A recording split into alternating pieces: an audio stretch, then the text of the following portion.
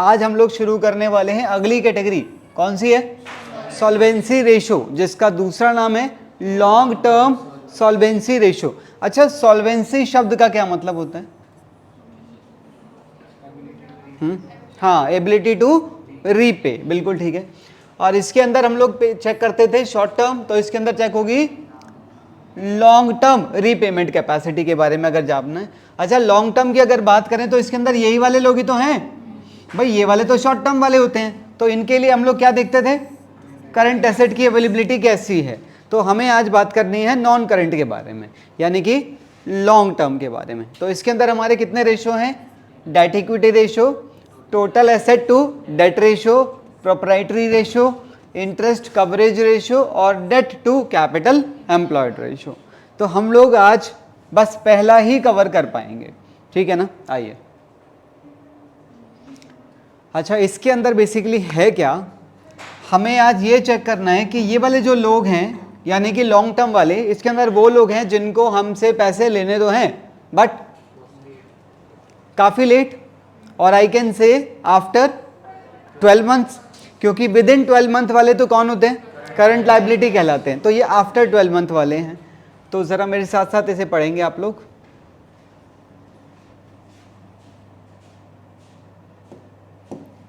हाँ जी, इसका फॉर्मूला क्या रहेगा? डेट अपॉन इक्विटी, और डेट का दूसरा नाम लॉन्ग टर्म डेट या नॉन करंट लाइबिलिटीज भी इन्हें कहा जाता है। और इक्विटी का मतलब यहां पर क्या रहेगा? हाँ जी, शेयर होल्डर फंड, और इसे क्या कहा जाता है? नेटवर्थ, या इसे प्रोप्राइटर फंड्स भी कहा जाता है। तो ये इनके दूसरे दूसरे नाम हैं बस। अच्छा, इस रेशो को भी एक्सप्रेस करने का तरीका क्या रहेगा? क्या मैं कह सकता हूं इस फॉर्म में, इससे पहले जो हमने दो रेशो पढ़े थे, करंट रेशो और क्विक रेशो, उन दोनों को भी प्योर रेशो की फॉर्म में ही प्रेजेंट किया गया था। आइए जरा सुनो जरा, कह रहा है this ratio expresses the relationship between external equities यानी कि एक्सटर्नल डेट्स, वो इसकी बात कर रहा है, एंड इंटरनल इक्विटीज यानी कि शेयर होल्डर फंड। तो ये तो आपको फॉर्मूला पढ़ के भी पता चल रहा है, थोड़ा सा हो रहा है जरा। कह रहा है this ratio is calculated to calculate what? The ability of a firm to meet its long term liabilities. और चलो जरा, this ratio indicates proportion of long term borrowings in comparison to share holder funds for financing the assets of the firm. ये क्या कहना चाह रहा है? बताओ बताओ, इनके लिए पैसा कहां से आता है? इनसे लोगे? बोलो, इनकी वजह से तो क्या जनरेट होता है? इनकी वजह से तो करंट एसेट जनरेट होते हैं। जैसे इसके अंदर मान लो क्रेडिटर है, अगर क्रेडिटर आपको माल नहीं देगा तो यहां पर इन्वेंट्री कैसे आएगा? हाँ या ना? तो इनकी वजह से इनका जन्म होता है। तो बेटा आपको क्या लग रहा है, इनके लिए भी तो पैसा ही चाहिए। अब वो पैसा कौन देगा? इनका दिया हुआ पैसा जो हम इनसे लेते हैं, मालिकों का पैसा और ये लोन वगैरह का पैसा। तो इनके लिए हुए पैसे से हम लोग अपनी एसेट्स की फाइनेंसिंग करते हैं। समझ आ रही है मेरी बात? तो वो ये उसी की बात कर रहा है।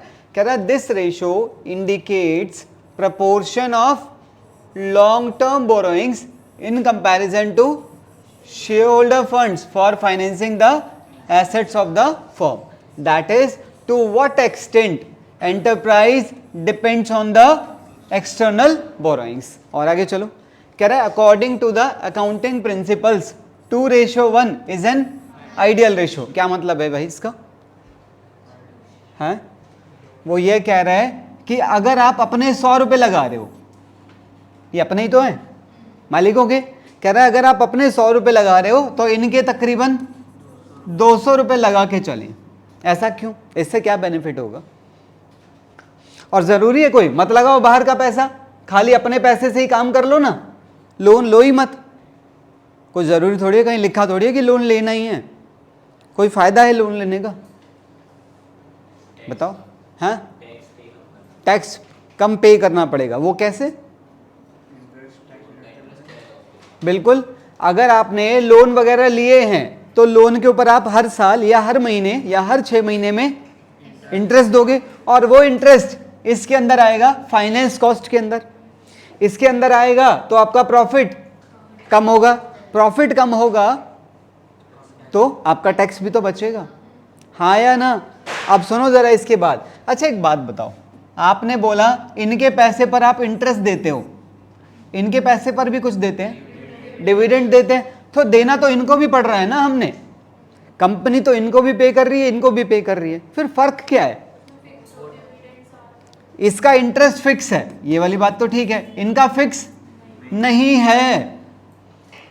इंटरेस्ट का बेनिफिट इस पे तो मिल जाएगा, उसका टैक्स का बेनिफिट इस पे तो मिल जाएगा, क्या इस पे भी मिलेगा? क्यों? क्योंकि सुनो, होता क्या है, आपने पूरे साल में जितनी भी इनकम कमाई वो सारी इधर आ गई, पूरे साल में जितने आपके खर्चे हुए वो सारे इसके अंदर आ गए। इन खर्चों के अंदर ये वाला इंटरेस्ट तो आता है, उसके बाद क्या निकलता है? प्रॉफिट, फिर प्रॉफिट में से माइनस हो जाता है टैक्स, फिर उसके बाद आ जाता है प्रॉफिट, ये वाला ये इनको देने के काम आता है। इसका मतलब इसके ऊपर खर्चा तो है कंपनी का डिविडेंड के रूप में, पर उस खर्चे को आप इसके अंदर इंक्लूड नहीं कर सकते। इसका मतलब डिविडेंड एक ऐसा खर्चा है जिसके ऊपर हमें टैक्स बेनिफिट नहीं मिल पाता है, जबकि हमें इसके ऊपर टैक्स बेनिफिट मिल जाता है। तो ये एक बहुत बड़ी वजह बनती है बाहर से पैसा लेकर लगाने में। दूसरी बात सोचो, इनका जो इंटरेस्ट है वो है फिक्स। आपने जैसे मान लो 100 रुपये का लोन लिया, आपने इंटरेस्ट की रेट उसी दिन तय कर ली थी, तो आप इंटरेस्ट इसके ऊपर मान लो दे रहे हो 7%, तो कितना दोगे? 7 रुपये। अब 7 रुपये का जो खर्चा है वो इसके अंदर इंक्लूड हो गया। अब बाद में जो प्रॉफिट बच गया टैक्स के बाद वाला, ये सारा प्रॉफिट इनको दोगे। अब हो सकता है ये प्रॉफिट 28 बच जाए, हो सकता है ये 40 बच जाए, जितना भी बचेगा वो सारा इन्हीं का ही तो है, यही तो मालिक हैं, और तो और डिसीजन भी इन्हीं के हाथ में होता है, आपको पता है। इसीलिए कहीं ना कहीं इनसे लिया हुआ पैसा महंगा भी पड़ता है। इनसे लिया हुआ पैसा महंगा है क्या? बताओ तो, क्या बाहर से पैसा लेने में फायदा है कि नहीं? अच्छा, शायद तुम्हें ऐसा लग रहा होगा कि इतनी मैं बात क्यों कर रहा हूं जब हमें फॉर्मूला क्लियर हो गया है। बात ना खाली फॉर्मूले की नहीं है, कभी कभी क्वेश्चन आपसे ना आपके कमेंट्स मांग लेता है, वैल्यूएबल कमेंट्स, कि भैया आप क्या सोचते हैं इस रेशो के बारे में, वो अच्छा है, बुरा है, या रेशो वो कैसा है। तो वो तो तभी बता पाओगे जब आपको ये एनालिसिस करनी आएंगी। खाली फॉर्मूला पढ़ना है तो भाई बुक में लिखा हुआ है, आप वहाँ से पढ़ सकते हैं, पर ये जो छोटी छोटी हम बातें डिस्कस कर रहे हैं ये इन कमेंट्स के लिए बहुत काम की होती हैं। तो मेरा एक सवाल आ रहा है, ये बताओ, क्या बाहर से पैसा लेना अच्छी बात है या बुरी बात है? अच्छी बात है। तो फिर एक काम करो, अपना लगाओ ही मत, सारा बाहर का ही लगा दो, रिस्क बढ़ जाएगा। इनके ऊपर इंटरेस्ट देना ही पड़ेगा चाहे कुछ भी हो जाए, वरना तुम्हारी एसेट्स बेच के वो अपना इंटरेस्ट निकालेंगे, इनके पास इतने हक होते हैं। इसीलिए हम पूरी तरह बाहर के पैसे पे डिपेंड नहीं कर सकते। बाहर का पैसा रखने का एक फायदा भी है एक लिमिट तक, पर उस लिमिट से ज्यादा अगर करोगे तो नुकसान होने शुरू हो जाएंगे। इसीलिए तो आइडियल रेशो बनाया गया है कि भाई अगर आप अपना 1 रुपया लगा रहे हैं, इसका मतलब ये कह रहा है अगर आप अपना 1 रुपया लगा रहे हैं तो बाहर का आप 2 रुपए के बराबर लगा सकते हैं। ये तो सलाह है, ऐसा जरूरी नहीं है कि तुम्हें इसे मानना है, मत मानो, फायदा होगा नुकसान होगा तुम्हारी कंपनी का होगा। तो ये तो सलाह लिखी हुई है, कुछ बहुत समझदार लोगों ने लिखा होगा ऐसा, शायद पॉइंट समझ आ रहा है। तो बाहर के पैसे के फायदे भी हैं और नुकसान भी है, और फायदे कब तक हैं? जब तक आप एक लिमिट में हो, और उसके नुकसान हो जाएंगे जैसे ही आप लिमिट से बाहर चले जाएंगे। आओ जरा इसे जरा पढ़ना। कह रहा है रेशियो ऑफ ग्रेटर देन 2, कह रहा है अगर ये 3:1 है तो फिर क्या हो जाएगा? It shows that the financial position of the firm is risky because it shows that the claims of, ये किस चीज की बात कर रहा है? बताओ, बोलो, कितनी बार करूं मैं? बोलो।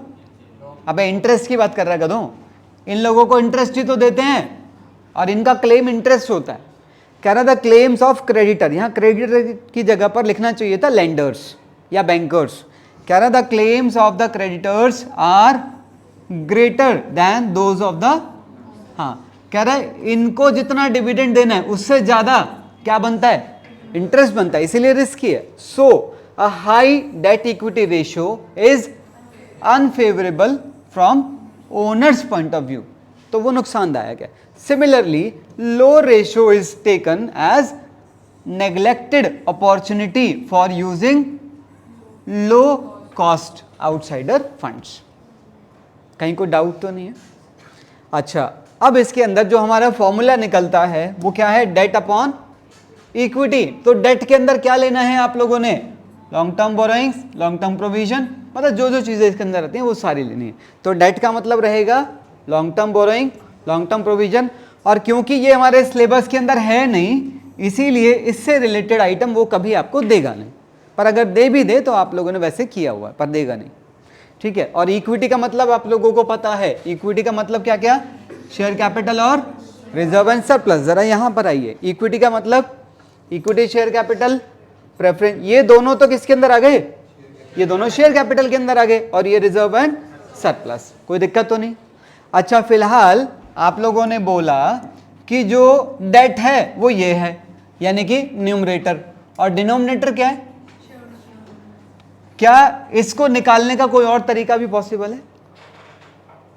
एक तो यही है कि इन दोनों को ऐड कर दो, इसके अलावा कोई और तरीका भी है? बिल्कुल. अगर मैं इसके टोटल में से ये दोनों चीजें माइनस कर दूं तो भी तो मुझे इक्विटी की वैल्यू मिल जाएगी. हालांकि सेम तरीके से मुझे डेट की वैल्यू भी मिल सकती है. अगर मैं टोटल एसेट में से एक और एक ये दो चीजें माइनस कर दूं तो फिर मुझे क्या मिल जाएगा, नॉन करंट लायबिलिटी भी मिल जाएगी. तो बेटा फिलहाल जो मैंने आपको बताया ये क्या है, this is equity by direct approach. Direct approach मतलब जब मैं इन्हें ऐड कर लेता हूं. अब इनडायरेक्ट अप्रोच क्या है, अगर मैं इनमें से इन्हें माइनस कर दूं तो वो कहलाता है इक्विटी बाय इनडायरेक्ट अप्रोच. हमें वो भी समझना चाहिए. जरा एक बार इधर आओ, जरा एक बार बैलेंस शीट को घोरो.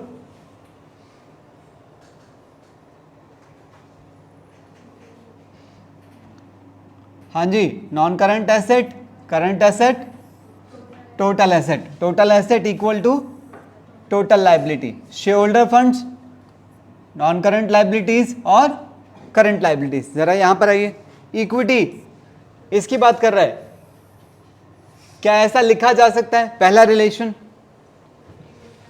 टोटल एसेट यानी कि इसमें से अगर मैं इन दोनों को माइनस कर दूं, total asset minus external liability, और उसके अंदर क्या क्या आता है, करंट और, तो जैसे ही मैंने इस ब्रैकेट को ओपन किया तो देखो क्या हुआ, total asset minus current liability minus non current liability. एक और रिलेशन, टोटल एसेट को ब्रेक करो, नॉन करंट एसेट और करंट एसेट, और फिर ये वाली लाइनें सेम है, करंट लायबिलिटी और आप लोगों को पता है ये दोनों मिलके क्या बनाते हैं, वर्किंग कैपिटल. तो फिर एक और रिलेशन निकल रहा है, नॉन करंट एसेट और इन दोनों से क्या मिला, वर्किंग कैपिटल, और ये यहां पर आया. तो टोटल कितने रिलेशन है, इक्विटी जानने के लिए 1 2 3 4 रिलेशन है, और आपको ये चारों आने चाहिए. अच्छा, दिक्कत ये है कि ये चारों बच्चे को यहां तो समझ आ जाते हैं, होमवर्क करते टाइम या पेपर में याद रखने की आवश्यकता नहीं है. याद रख लो तो वेल एंड गुड है, ना रहे तो ये तो आती है आप लोगों को, ये तो समझाने वाली बात ही नहीं है, ये तो सिर्फ ऊपर ऊपर की हेडिंग्स हैं हमारी. तो हेडिंग्स याद रख लो, आप आराम से ये चारों रिलेशन खुद बना सकते हैं. क्लियर है मेरी बात? अगर इतना समझ आया है तो मैं आगे चलूं. आओ. हाँ, तो यहाँ पर ज़रा हम अपने रेशियो को कंक्लूड कर रहे हैं. आप प्लीज़ एक बार देखो ज़रा सारा, डायरेक्ट और इनडायरेक्ट अप्रोच के साथ.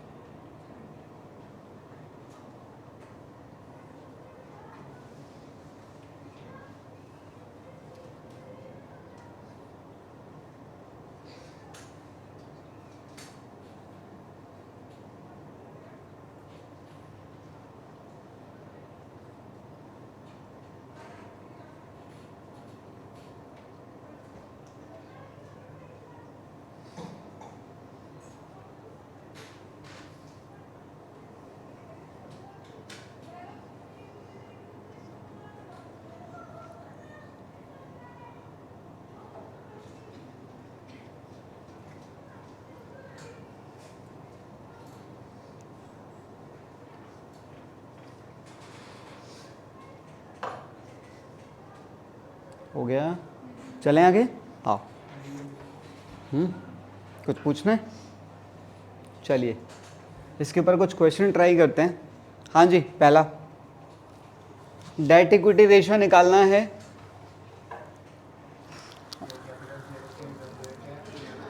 इन दोनों से डेट आ जाएगा, बोलो। डेट की वैल्यू मिल जाएगी, इक्विटी की वैल्यू ये लेंगे। अच्छा, ये जो दोनों आइटम है, ये दोनों आइटम तो इसके हैं, और रिजर्व खाली इसका है, और ये हिस्सा सरप्लस का है। यानी कि कितने आइटम, 1 2 3 4, तो ये चारों मिलके आपको इक्विटी की वैल्यू दे देंगे। ठीक है, आगे बढ़ते हैं। आइए जरा, शेयर कैपिटल लेंगे, कैपिटल रिजर्व लेंगे, जनरल रिजर्व भी लेंगे, P&L का बैलेंस भी लेंगे, बस।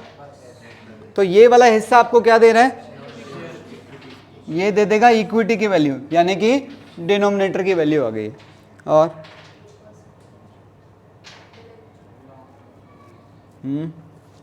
बताओ डेट कैसे निकालेंगे, 1 2 3, तो इनका कोई यूज है क्या? तो फिर ये क्यों दिए हुए, सिर्फ कंफ्यूज करने के लिए, इनका कोई फायदा नहीं था। तो डेट भी आ गया है और इक्विटी भी, आसान है। चलो